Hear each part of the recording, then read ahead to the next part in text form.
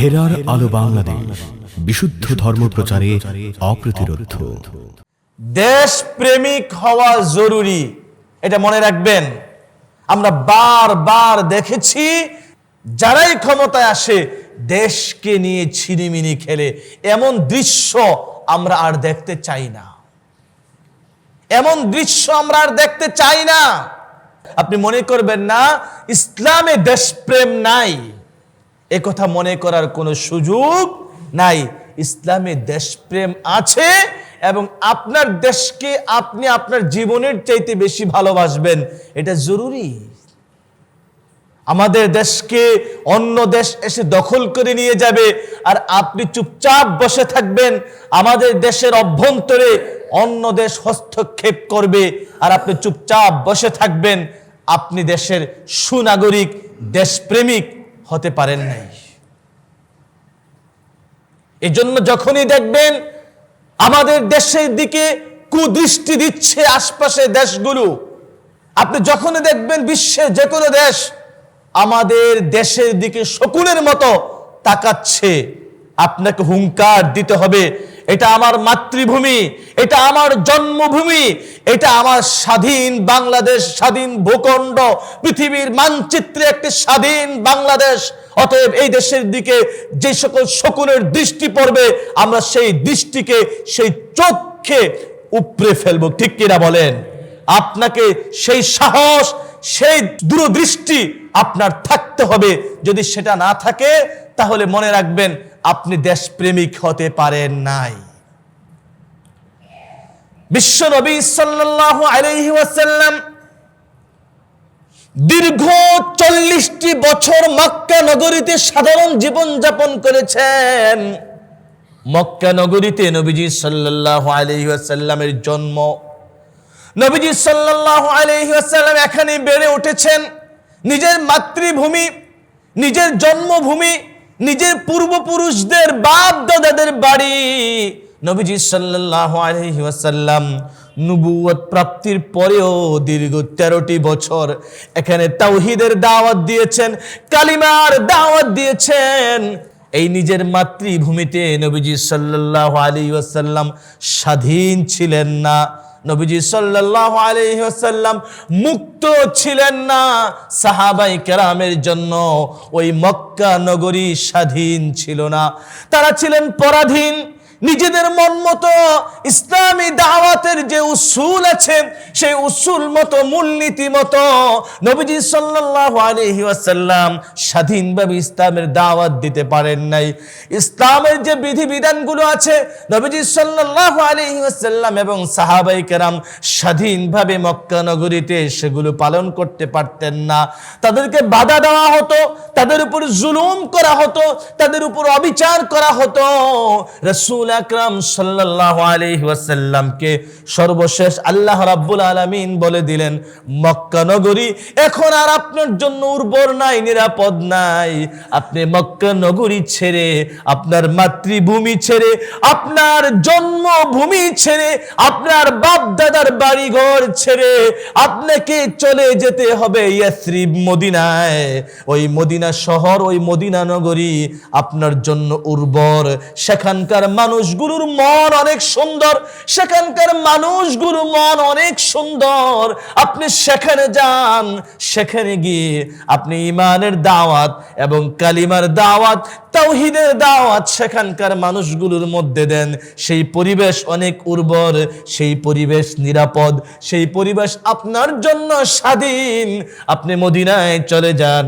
রাসূল আকরাম সাল্লাল্লাহু আলাইহি ওয়াসাল্লামকে আল্লাহ রাব্বুল আলামিন সর্বশেষ মদিনা নগরীকে তার জন্য স্বাধীন এবং মুক্ত দেশ হিসেবে ঘোষণা করে দিয়েছিলেন। সুবহানাল্লাহ! স্বাধীন দেশ জরুরি মানুষের জন্য, নাগরিকদের জন্য, দেশের উন্নতির জন্য স্বাধীন হওয়া জরুরি। ঠিক কিনা বলেন? যার কারণে নবীজিকে আল্লাহ রাব্বুল আলামিন মক্কা নগরী থেকে মদিনায় চলে যাওয়ার জন্য স্বাধীন দেশ দরকার, মুক্ত নগরী দরকার দ্বীনের কাজের জন্য। আপনার জন্য সেই উর্বর নগরী, মুক্ত নগরী, স্বাধীন দেশ আপনার জন্য মদিনা। মদিনায় চলে যান। বিশ্বনবী সাল্লাল্লাহু আলাইহি ওয়াসাল্লাম যখন ওই মক্কা নগরী ছেড়ে মদিনায় চলে যাচ্ছিলেন, এদিকে মক্কা নগরী থেকে বের হয়ে যখন মক্কা নগরীর বাইরে চলে গেলেন, নবীজি সাল্লাল্লাহু আলাইহি ওয়াসাল্লাম নিজের মাতৃভূমি, নিজের জন্মভূমি এবং নিজের বেড়ে ওঠার এই জায়গা, বাপ দাদাদের বাড়িঘর মক্কা নগরী, যেখানে স্বয়ং বাইতুল্লাহ অবস্থিত, নবীজি সাল্লাল্লাহু আলাইহি ওয়াসাল্লাম ওই মক্কা নগরীর দিকে ফিরে ফিরে তাকাচ্ছিলেন। আর নবীজি সাল্লাল্লাহু আলাইহি ওয়াসাল্লামের দু চোখ বেয়ে ঝরঝর করে পানি পড়ছিল। নবীজি বলেছিলেন, মক্কা নগরী, পৃথিবীতে তোমার চাইতে প্রিয় আমার কাছে আর কোনো শহর নাই, তোমার চাইতে প্রিয় এবং ভালোবাসার আমার কাছে আর কোনো নগরী নাই, কোনো দেশ নাই। আমি তোমাকে আমার জীবনের চাইতে বেশি ভালোবাসি। তুমি আমার কাছে একমাত্র প্রিয় নগরী, প্রিয় শহর মক্কা নগরী। লাউলা আন্না কওমি আখরাজুনি মিনকি মা সাকানতু গায়রাকি। নবীজি সাল্লাল্লাহু আলাইহি ওয়াসাল্লাম সেদিন বলেছিলেন, আমার গোত্র, আমার কুরাইশ বংশের লোকেরা, মক্কা নগরীর কাফির মুশরিকেরা যদি আমাকে আমার মাতৃভূমি থেকে তাড়িয়ে না দিত, আজকে মক্কা নগরী তোমার থেকে যদি আমাকে, আমার এই কওম, আমার সম্প্রদায়, আমার আপন লোকেরা যদি আমাকে তাড়িয়ে না দিত, আমি কোনোদিন তুমি মক্কা নগরীর বাইরে গিয়ে অন্য কোন শহরে বসবাসের চিন্তা করতাম না। নবীজি সাল্লাল্লাহু আলাইহি ওয়াসাল্লাম চোখের পানিগুলো ঝরঝর করে ফেলছিলেন আর বলতেছিলেন, আমার কাছে প্রিয় শহর মক্কা নগরী। ইব্রাহিম আলাইহিস সালাম এই মক্কা নগরী তার জন্য, এটা তার বসবাস এর জায়গা, বসতি। নবীজি ইব্রাহিম আলাইহিস সালামের জন্য ইব্রাহিম আলাইহিস সালাম বলেছিলেন, রব্বি জাআল হাযা বালাদান আমিনা, রব্বি জাআল হাযাল বালাদা আমিনা ওয়ারযুক আহলাহু মিনাস সামারাত। ইব্রাহিম আলাইহিস সালাম তার এই বসত এলাকা, বসতের শহর মক্কা নগরী, বসবাসের এরিয়া মক্কা নগরী, ইব্রাহিম আলাইহিস সালাম আল্লাহর কাছে দোয়া করেছিলেন, আল্লাহ এই মক্কা নগরীকে, আমার এই বসতিকে আপনি নিরাপদ করে দেন। সুবহানাল্লাহ। নানা রকমের ফসল এবং সুস্বাদু ফল ফলাদির মাধ্যমে আপনি এই মক্কা নগরীতে যারা বসবাস করবে তাদের জন্য রিজিকের ব্যবস্থা করে দেন। সুবহানাল্লাহ। ইব্রাহিম আলাইহিস সালাম মক্কা নগরীকে হারাম ঘোষণা করেছিলেন। বুখারী শরীফের হাদিস, নবীজি সাল্লাল্লাহু আলাইহি ওয়াসাল্লাম ওই মদিনায় চলে যাওয়ার পরে রাসূল আকরাম সাল্লাল্লাহু আলাইহি ওয়াসাল্লাম ইব্রাহিম আলাইহিস সালাম যে ওই মক্কা নগরীর জন্য দোয়া করেছিলেন আর হারাম ঘোষণা করেছিলেন, ওই দোয়া এবং ওই হারামের ঘোষণাকে স্মরণ করে নবীজি বলেছিলেন, আল্লাহ ইব্রাহিম আলাইহিস সালাম মক্কাকে হারাম ঘোষণা করেছেন, আমি নবী মুহাম্মদ সাল্লাল্লাহু আলাইহি ওয়াসাল্লাম মদিনাকে হারাম ঘোষণা করলাম। সুবহানাল্লাহ। নবীজির তো পরবর্তী 10 বছর বসবাসের জায়গা ছিল কি? মদিনা। এবং নবীজির রওজায়ে পাক, রওজা মুবারক কোথায় অবস্থিত?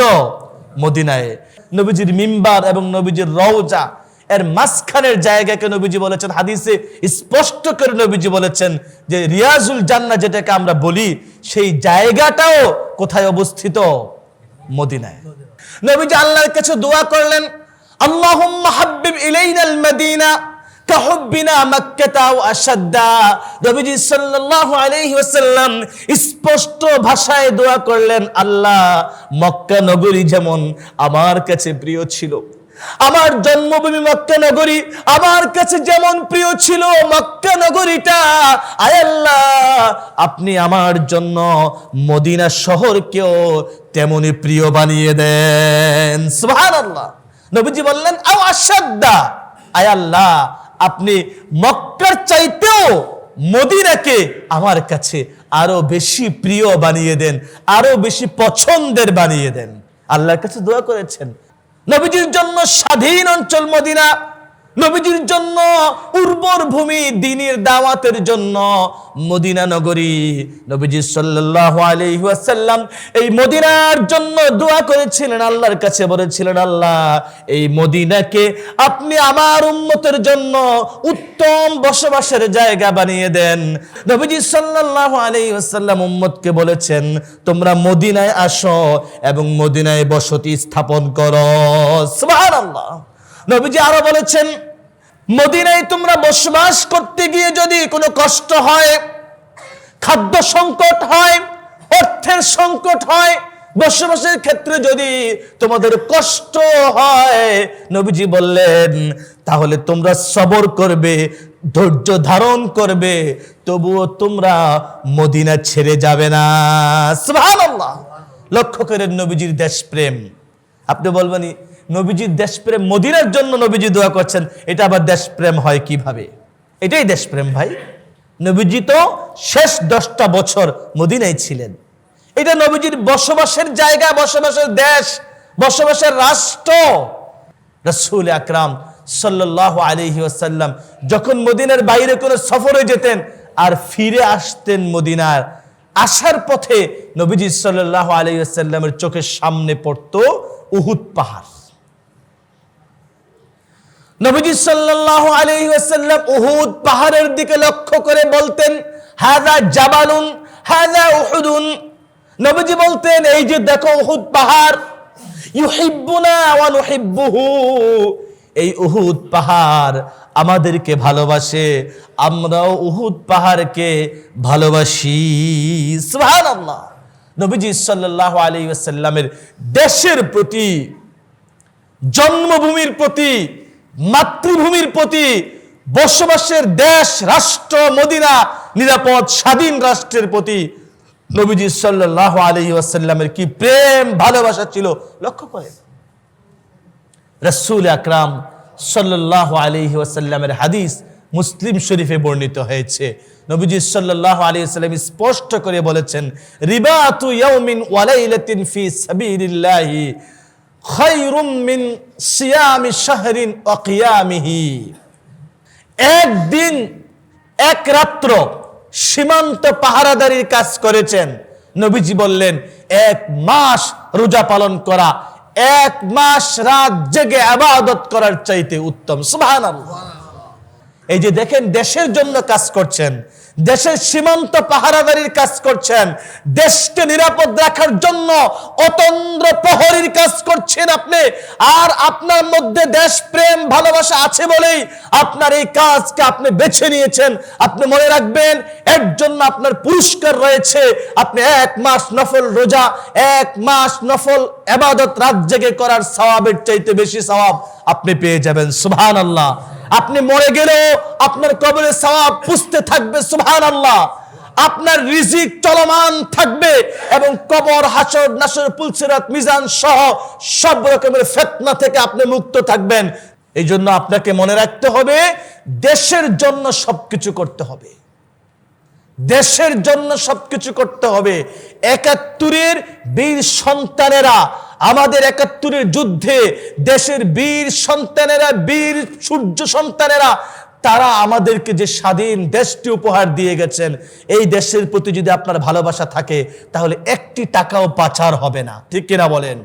1টি টাকাও দেশের পাচার হবে না, 1টি টাকাও হারাম ভাবে অবৈধ পথে আপনার পকেটে, আপনার অ্যাকাউন্টে, সুইস ব্যাংকে ঢুকবে না। ঠিক কিনা বলেন?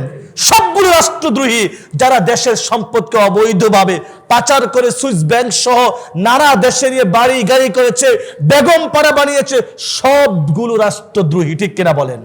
এই জন্য আপনাকে সাবধান হতে হবে। আপনি দেশের জন্য কি করতে চান, কি করবেন। আপনি ক্ষমতায় আসবেন আর দেশ নিয়ে ছিনিমিনি খেলবেন, জনগণ আপনাকে ছেড়ে দিবে? আমরা তো ছাড়বো না আপনাকে। ঠিক কিনা বলেন? আমরা ছাড়বো না আপনাকে। আমরা দেশকে ভালোবাসি।